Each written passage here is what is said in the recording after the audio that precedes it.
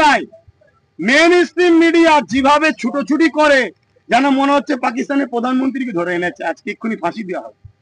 এরা যা ভাবলাই, এটা অনেক দুর্ভাগ্য। আর এই বিভাজন হচ্ছে বলে দেশের ক্ষতি হচ্ছে। তাই সন্ত্রাসকে সন্ত্রাস ভাবে পরিচিত করা হোক, সন্ত্রাসের সঙ্গে সর্বোচ্চ শাস্তি, দেশের বিরুদ্ধে যখন গেছে তার শাস্তি একটাই হওয়া তার মৃত্যুদণ্ড।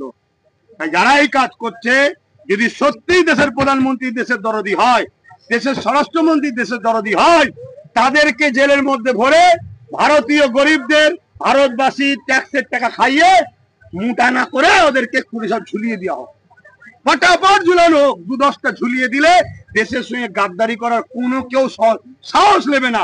কেউ সাহস নেবার আগে নিজে আত্মহত্যা করে মরে যাবে, যে দরকার নেই বাবা, মরে যায় নিজে থেকে, দেশের সঙ্গে গাদ্দারি করবো না।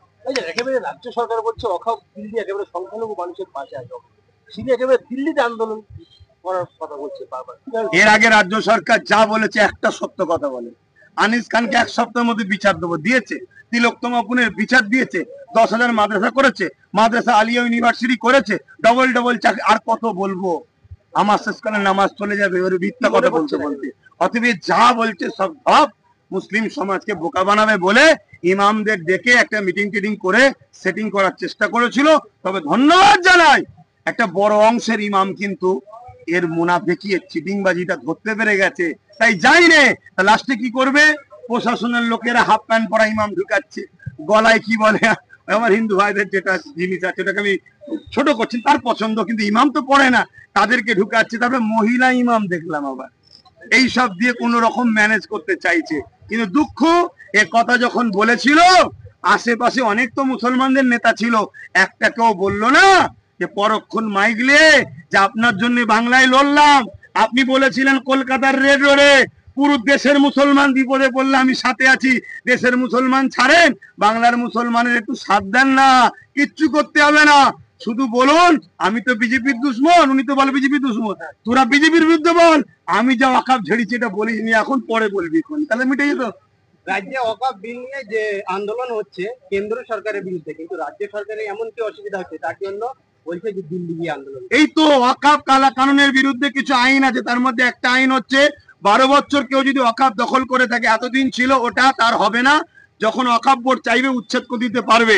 কিন্তু কেন্দ্র সরকার মুসলিম দরদিন নামে যে মুসলমানদের শেষ করতে চাইছে, তাতে লিখেছে ওই আইনের মধ্যে 12 বছর কেউ থাকলে সেটা তার হয়ে যাবে। রাজ্য সরকার অলরেডি 75,000 বিঘে জায়গা দখল করে রেখেছে, রাজ্য সরকার 13 বছর সেটা দখল করে রেখেছে, চাইছে আইন লাগু হলে 75,000 বিঘে মুসলমানদের মসজিদ মাদ্রাসা কবরস্থানের জায়গা আমার, তা বিজেপিও খাবে আমিও খাবো, মিলেমিশে আছি, এটা হতে পারে। আর না হয় তিনার ভাইপোর জেল বাঁচাবার জন্য বিজেপি সাথ দিচ্ছে, হয়তো উপর থেকে বলেছে আমার আইনটা যেন বাংলায় লাগু হয়, আন্দোলন না করতে পারে, যদি তুই না রুকিস তাহলে পাঠাবি সিবিআই, সেটা উনি আরো ভালো বলতে পারবে যে আপনার এত কষ্ট হচ্ছে কেন। বাংলায় একটা ওয়াকফ নিয়ে বিশাল আন্দোলন হচ্ছিল, তারপরে মুখ্যমন্ত্রী মমতা বন্দ্যোপাধ্যায় বললো যে ওয়াকফ নিয়ে বেশি গুলোগুলি করলে আমার থেকে খারাপ কেউ হবে না, তারপরে আমরা দেখলাম যে আন্দোলনের ঝাঁজ অনেকটাই কমে গেল। এর সঙ্গে আমি একটু যুক্ত করবো ভাইজান, যে উনি কি তাহলে ভাবছেন যে মুসলিম ভোট তো আমার আছে, এবার সংখ্যা গুরুর দিকে উনি যেতে চাইছেন? দেখুন ওনার কি ভোট পলিসি আছে উনি জানেন, আমি এতটুকু জানি উনি আলেম উলামাদের মধ্যে এক অংশকে উনি খরিদ করে মনে করেছে এদের আমি কি বলি, ভাষাই বলি, হয়তো আল্লাহ রসুলের থেকে বড় কিছু হয়ে গেছে। উনি জানে না যে 34 বছরে বাম শুধু একটা কথা বলেছিল মাদ্রাসায় জঙ্গি হয়, রাতারাতি ফিনিশ করে দিয়েছে, উনি জানেন। আমরা মুসলমান হয়তো রাজনীতিতে আসিনি, এটা আমাদের পূর্বপুরুষদের হয়তো একটা কিছু অংশ, হয়তো কিছু মিস্টেক বলবো না, কিছু চিন্তাধারা ছিল, তা বলে এটা নয় যে কারো পিছনে ঘুরবো সে আমার ধর্মকে মিটাতে যাইবে আর তার দলদাস হয়ে থাকবো, এরকম আলেম উলামা মনে হয় পশ্চিম বাংলায় এখনো হয়নি। ইনশাল্লাহ জবাব দেবে আগামী দিন। আর এটা কি কথা বললেন যেন আপনি, হ্যাঁ গুলোগুলি করলে প্রকাশ্য দুশ্মনের কথা বললো। আমার মনে হয় প্রত্যেকটা আলেম উলামা ইমাম মুসলমানদের আওয়াজ তোলা দরকার, যারা আমার ওয়াকফের পক্ষে নাই তারা হলো আমাদের দুশ্মন।